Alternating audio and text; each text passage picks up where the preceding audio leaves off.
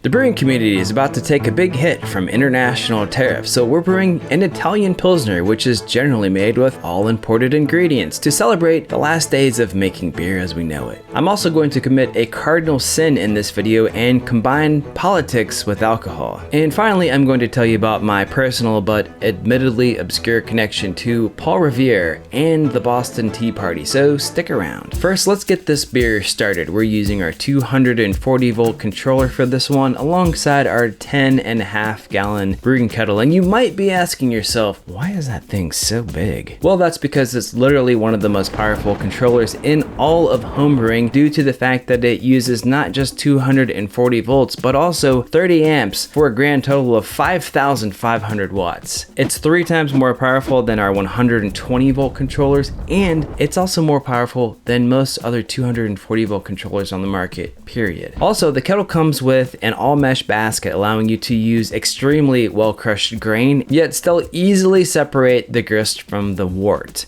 delivering what may be the highest efficiency in all of single kettle brewing. It also includes a thermowell, which allows temperature to be dialed in flawlessly, even by dum-dums like me. Alright, I'm going to use the pot filler I built into my kitchen wall to add 7 gallons of water to start with, and then we're going to be mashing at 152 degrees Fahrenheit. Since the controller regulates temperature automatically, I'll let this heat up while I tell you how Paul Revere and I go way back. Alright, I've been making and selling brewing and distillation equipment for more than 10 years now. The first product I ever created and sold was a 5 gallon copper still. When I first started my company, I literally made every single item by hand in my garage here in America. And in fact, we actually still make all of our copper stills right here in the US, up in Johnson City, Tennessee, with US made copper. Oftentimes, the copper we use is milled at the Revere Copper Company in Rome, New York. Fun fact, Revere Copper was founded by Paul Revere, and it was the very first copper rolling company in America. Of course, I'm talking about the Paul Revere, the one who famously rode from Boston to Lexington, Massachusetts to warn Samuel Adams that British troops were coming to arrest him and seize colonial weapons. This is also the same Paul Revere who was an actual participant in the Boston Tea Party. So why is this significant to this story? Well, I'll tell you that in a second, but the water is up to temp already. Since we're using the 240 controller, it's quite fast. So let's get the grain into the basket. Okay, so for this beer, we are using a German Pilsner malt from Germany. We are using chip malt, also from Germany, and we're using Kettle malt from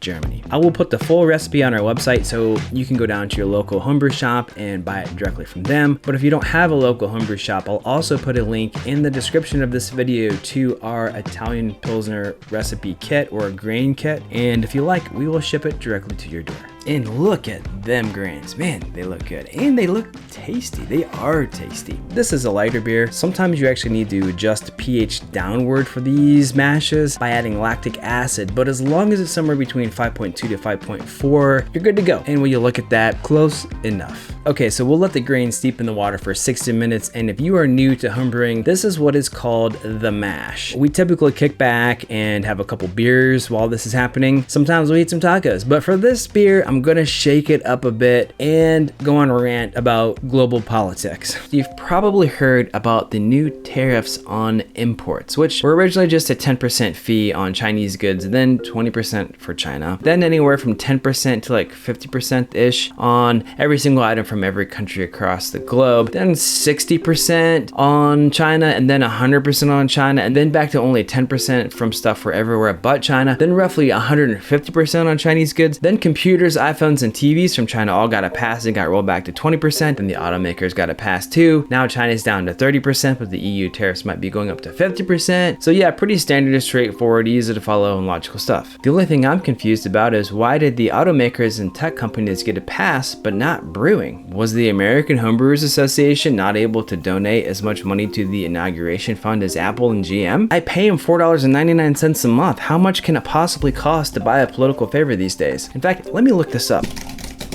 oh, you gotta pay $1 million in untraceable crypto for a plate of leftovers at a retirement home in Florida. Yeah, I should have guessed. But to back it up, why should you even care? Because don't foreign countries pay the tariffs? I'm gonna tell you about that in a second. But the 60-minute mash is now complete, so we need to pull these grains and use our super mega 240 volt controller to get this thing up to a boil. The controller is so powerful that our wort will be faster than Libby can do this, which the best I can tell is Smooth Criminal, the Moonwalk, and the Peanuts Christmas Special all mashed together. All right, well, will you look at that? We're at a boil and it's time to start adding hops, which Emmett did. Then Emmett did again. And what a guy. He even found time to pour us another round of beer. This is what peak performance looks like, folks. Okay, I need to wrap up this dumb story so we can actually try this beer. So here you go. There are some things that America does extremely well. Like, this is a weird one, but we can literally grow twice as much corn per acre than the rest of the world can. We also grow more hops than any other country in the world.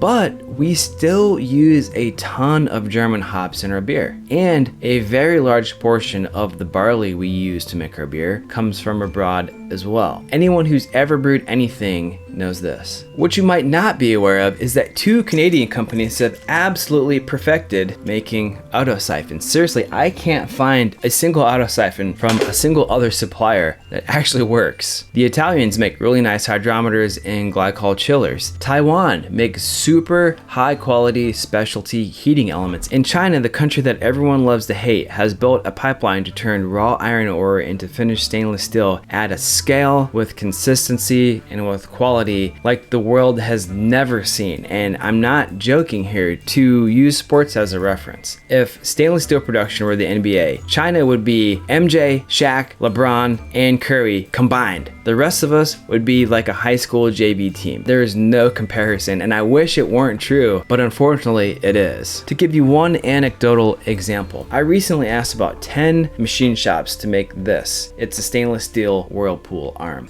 These aren't just random folks. Some of these people are people I have a relationship with. None of them took the bait. They couldn't or they wouldn't do it, which is confusing, not to mention frustrating. So I have to buy the only place that I have found that will make these for me, which is China. And I'll tell you why I don't make them personally in a second. But you guys love these things, and while I'd love to give them to you for free, I run a business. And if my cost goes up because these things get hit with the tariff, I have to pay for them. So I have to raise my prices. I can't just eat the cost. I'm not Walmart, which by the way isn't going to eat the costs either. But I'm a small company with slim margins. We're still one of the lowest priced single kettle modular brewing class systems, and I'm not able to just drop my prices more for arbitrary reasons. Speaking of arbitrary reasons, I support any government policy that increases domestic manufacturing. That is a no-brainer, so long that that's actually what it's doing. But I can't invest in a CNC machine to make the tip of this fitting if I had to unexpectedly pay huge tariffs on goods that were currently in production before tariffs were even a thing, while also not knowing what I'm going to pay for the next round of inventory because the tariffs keep going up and down daily. So how in the world does this relate to Paul Revere? Well, I have a president, but I also have state representatives. In theory, the president advocates for the country while my congressional reps advocate for me. When Paul Revere was alive, he had a king, but he also had a colonial government. He didn't dump tea into the harbor because it was too expensive. It was actually the cheapest tea available at the time. He and his fellow colonialists were furious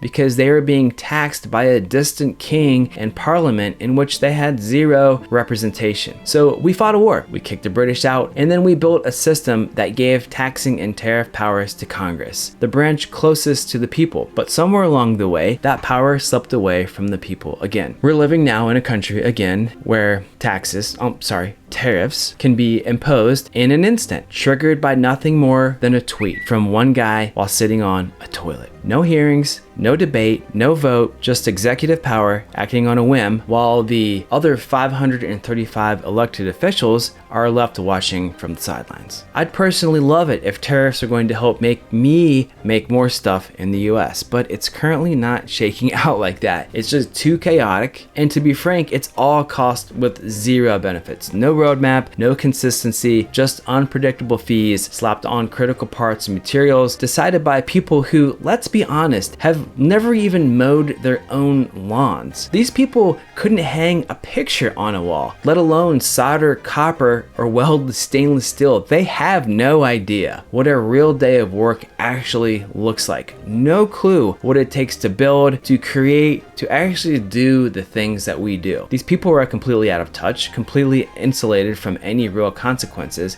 and everyone but them is going to pay for it. That's my story. Let's taste this beer. All right, well, you look at that, they changed the tariffs again. Shocking. Yeah. We're happy to do whatever. You guys just need to make up your minds. This is a court order. I guess they're striking them down. What the Let's just drink this beer. Let's just drink beer. Let's drink the beer. I got into this to make beer. Yeah. Not be a tariff expert. Yeah. All Italian right. Pilsner, a little more cloudy than I wanted. Honestly, it was more cloudy before. Well, we have already almost drank all of it, first of all. Second of all, I did bang the keg the other day because I took it out to do something. That's a downside of like conditioning in the keg and not like moving it off the yeast. Yeah. Tastes fine, but if you bump it or if you leave it in a kegerator like a normal person, you won't have issues. Yeah, exactly. But Kyle is always monkeying around. if you're doing like what do you call them, pistols and workout moves and like flexing for Instagram, that's where you go. That's where it goes south. Cheers. Looks nice. Yeah.